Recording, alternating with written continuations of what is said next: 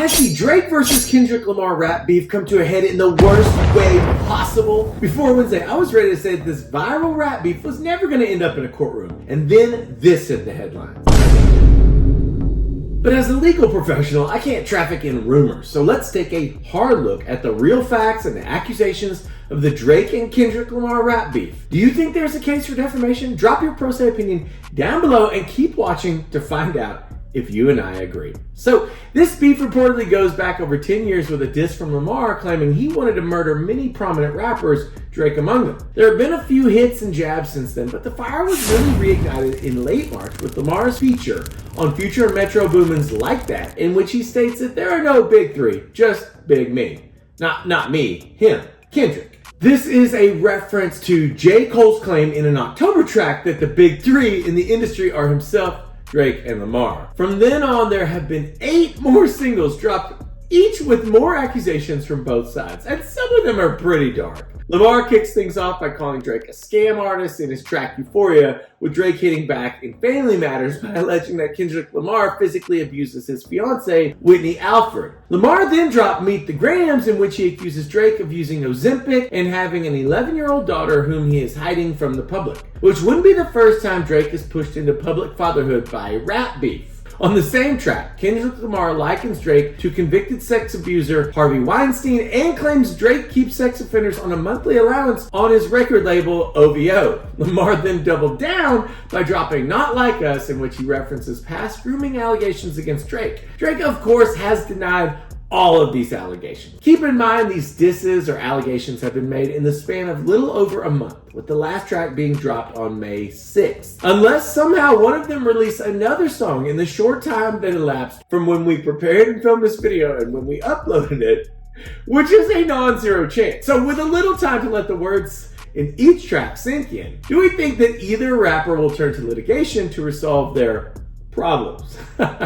Most likely not. But Kendrick Lamar is no stranger to litigation. His 2017 hit Loyalty subjected him to a copyright lawsuit. Not long after that, he was sued for copyright violation for some visual representations in the music video for a song from the Black Panther soundtrack. And he's even been sued, or at least his manager was, for setting up an expensive meet and greet with a fan and then not showing up. So if Drake sued him, it wouldn't be his first rodeo. As an aside, both Drake and Lamar really want you to listen to the diss tracks. They are so serious about it that they appear to have taken steps to notify platforms like YouTube to not issue copyright strikes to people who post all or parts of their diss tracks on the platform and offer analysis. I can't say I have any stats on how often this happens, but I'm willing to bet that this is really rare. Simply because getting paid publication revenue is how artists make a living. Well, I mean, among other revenue streams. But these guys really want us to listen to the disses.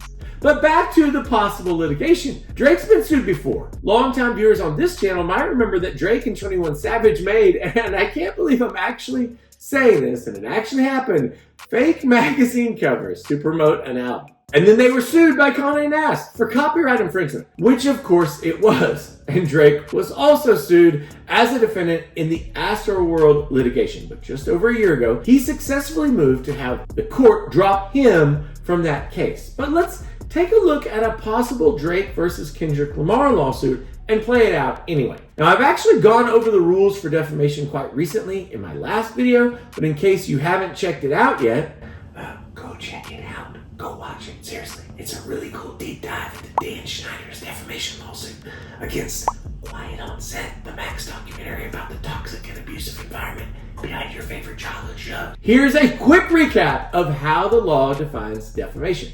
Under California law, defamation is actionable as a claim for libel or slander. California Civil Code Section 44 says libel is a false and unprivileged publication by writing, printing, picture, effigy, or other fixed representation to the eye which exposes any person to hatred, contempt, ridicule, or obloquy, or which causes him to be shunned or avoided, or which has a tendency to injure him in his occupation. And slander is a false and unprivileged publication orally uttered, which charges any person with a crime or with having been indicted, convicted, or punished for a crime, or tends to injure him with respect to his office, profession, trade, or business. I've cited California law on defamation because it's arguably more broadly protective of alleged victims than many other states, because of two elements. First, there's case law that seems to suggest that the protections of this act extend to implications, attached to statements, and not just explicit statements. And you can read more about that in the Manzari versus Associated Newspapers case. Second, the degree to which a plaintiff has to prove exact economic damages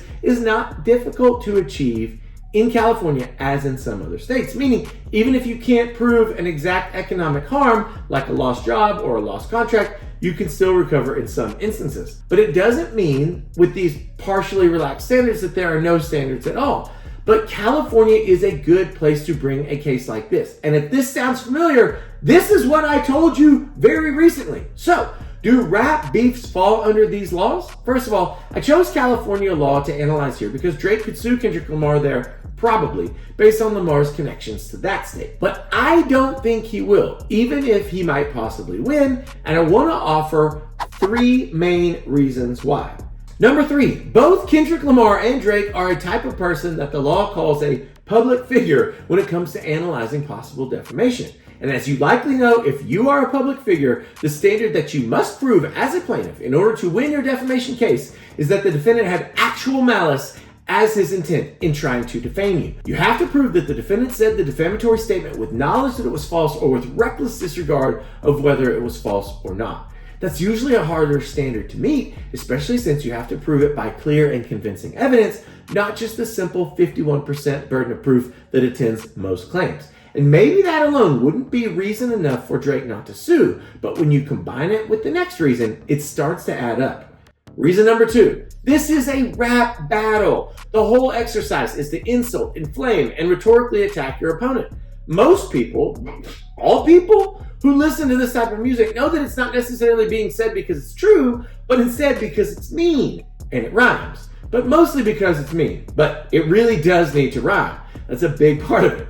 So you can take a rumor and turn it into a zinger, but the audience doesn't typically believe that the insults are to be taken as accurate representations of reality. And this is never more so the case than when artists are trading blows. Because they keep taking shots at each other, it appears to the average person that these are not statements of fact, but instead escalations in a rhythmic war of words. And if the statements are not to be taken as true, or they are in fact not taken as true, then they don't make a great basis for a lawsuit.